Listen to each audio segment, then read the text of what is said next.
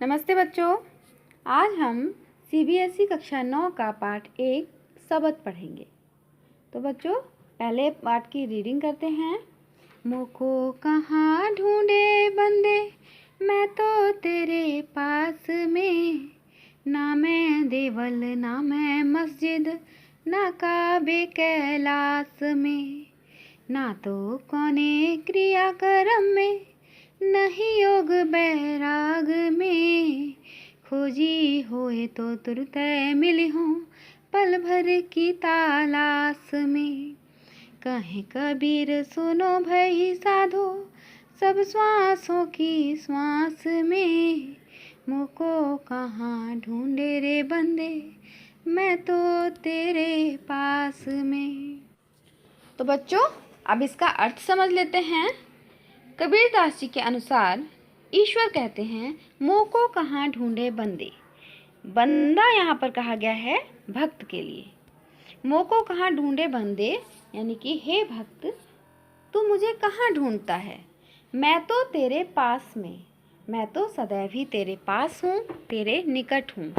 ना मैं देवल, देवल कहा जाता है मंदिर को। देवालय शब्द का तद्भव रूप है देवल।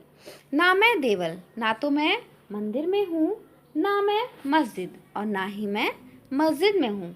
ना कावे कैलाश में, ना ही मैं कावा में हूँ और ना ही कैलाश में।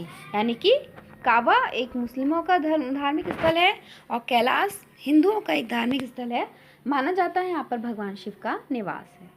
तो ईश्वर कह रहे हैं कि ना तो मैं काबा में रहता हूँ, ना कैलाश में रहता हूँ, ना मंदिर में रहता हूँ और ना ही मस्जिद में रहता हूँ। ना तो कौने क्रिया कर्म में, ईश्वर कहते हैं कि मुझे कौने कहते हैं जो तरह तरह के क्रियाकर्म किए जाते हैं, पूजा पाठ या तरह तरह के जो ढोंग किए जाते हैं पूजा के नाम पर। तो ना तो कौने क्रियाकर्म है, मैं इन सभी क्रियाकर्म से मुझे नहीं पाया जा सकता। न ही योग बैराग में, और ना ही योग या बैराग द्वारा मेरी प्राप्ति संभव है। कुछ लोग बैरागी हो जाते हैं, सारे समाज को, सारी जिम्मेदारियों को त्याग देते हैं। तो कबीरदास जी कहते हैं इस तरीके से भी मेरी प्राप्ति संभव नहीं है। खोजी होए तो तुरत मिली हो। खोजी होए, खोजी कहा जाता है ढूंढने वाले को। कबीरदास जी कहते हैं यदि कोई ढूंढने वाला हो तो मैं तुरत यानी तुरंत ही मिली हूँ, मिल जाता हूँ। अगर कोई मुझे सच से ढूंढता है तो मैं तुरंत ही मिल जाता हूँ पल भर की तलाश में। यानी कि मात्र पल भर ढूंढने से ही मुझको पाया जा सकता है। कहें कबीर सुनो भई साधो, कबीरदास जी कहते हैं कि हे साधु, हे सज्जन लोगों सुनो, सब श्वासों की श्वास में ईश्वर का निवास तो प्रत्येक व्यक्ति की सांसों में है। यानी कि ईश्वर कहीं बाहर ढूंढने की आवश्यकता नहीं है ईश्वर को। ईश्वर तो हमारे मन के अंदर ही हैं। इसलिए ईश्वर को मंदिर, मस्जिद, काबा, कैलाश, क्रियाकर्म या योग बैराग में ढूंढना व्यर्थ है।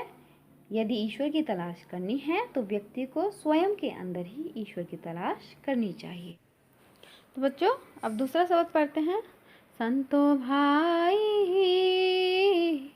आई ज्ञान की आंधी रे, आई ज्ञान की आंधी, भ्रम की टाटी सब उड़ानी, माया रहे न बांधी रे, आई ज्ञान की आंधी, हित चित्त की द्वैथूनी गिरानी, मोह बलिंदा टूटा, तृष्णा छानी, परिघर ऊपर बुद्धि का भांडा फूटा, जोग जुगति कर संतों बांधी, निर्चो वै न पानी रे, आई ज्ञान की आंधी रे, आई ज्ञान की आंधी, कूड़ कूड़ कपट काया का निकस्या, हरि की गति जब जानी रे, आई ज्ञान की आंधी रे। आधी पीछे जो जल बूठा, प्रेम हरि जन भीना,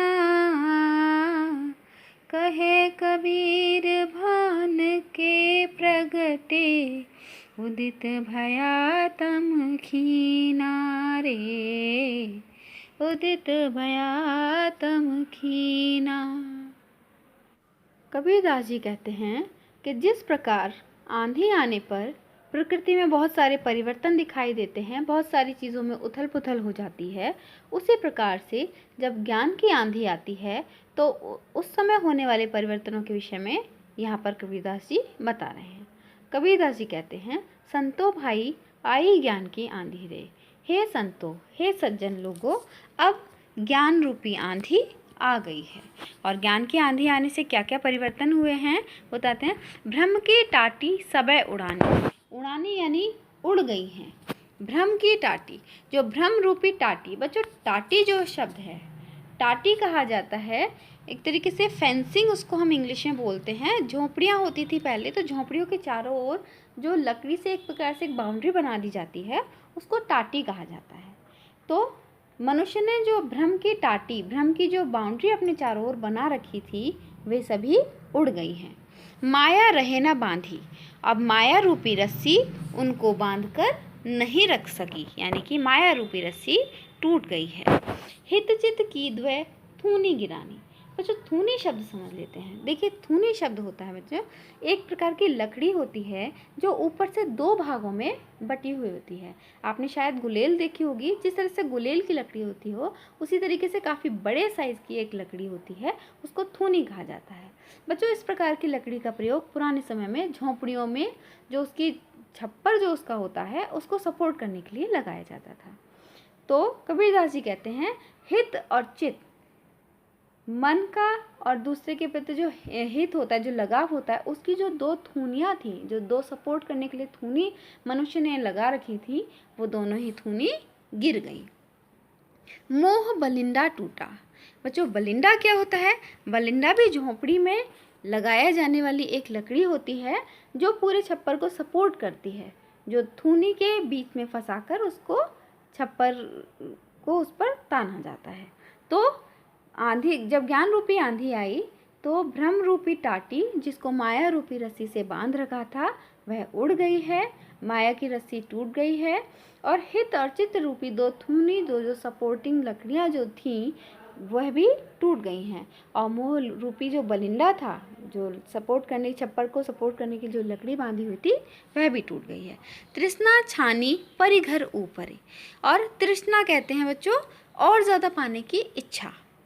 तो इस घर के ऊपर जो छत थी, जो तृष्णा रूपी और ज़्यादा पाने की जो इच्छा रूपी छत थी, वह छाई हुई थी, और इसके अंदर कुबुद्धि रूपी भांडा कहते हैं बर्तनों को, कुबुद्धि रूपी बर्तन रखे हुए थे। और अब वह तृष्णा रूपी छत जो ऊपर छाई हुई थी वह गिर गई है, और उसके गिरने से घर के अंदर रखे हुए, यानी कि मनुष्य के मन के अंदर रखे हुए कुबुद्धि रूपी जो भांडा था, कुबुद्धि रूपी जो बर्तन थे, वे भी फूट गए हैं।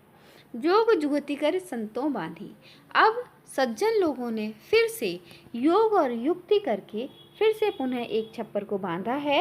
निर्चू चुभे न पानी, जिससे अब पानी नीचे ना छुए। कूड़ कपट काया का निकस्या।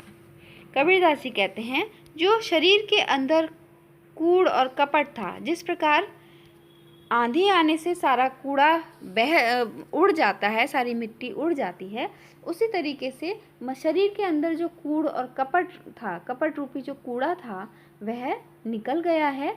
हरि की गति जब जानी, जब मनुष्य ने ईश्वर की गति, ईश्वर के प्रकार को, ईश्वर के स्वरूप को जाना, तो उसके अंदर का जो कपट रूपी कूड़ा था वह सभी बाहर निकल गया है।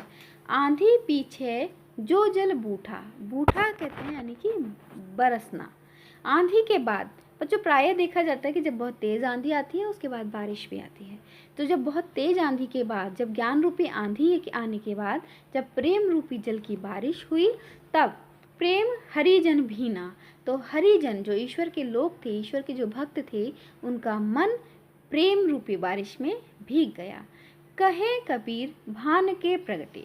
भान यानी कि यहाँ पर भान के दो अर्थ हैं बच्चों। एक अर्थ है भान का ज्ञान और दूसरा अर्थ है भान का सूर्य।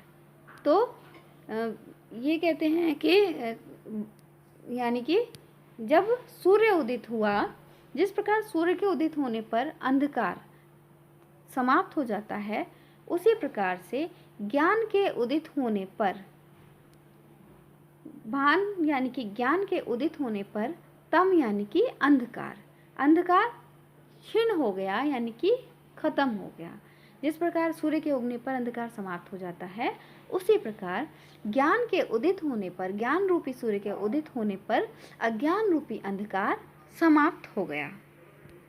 तो बच्चों, अगर आपको मेरी वीडियो अच्छी लगी हो तो इसको सब्सक्राइब और लाइक ज़रूर करें। धन्यवाद।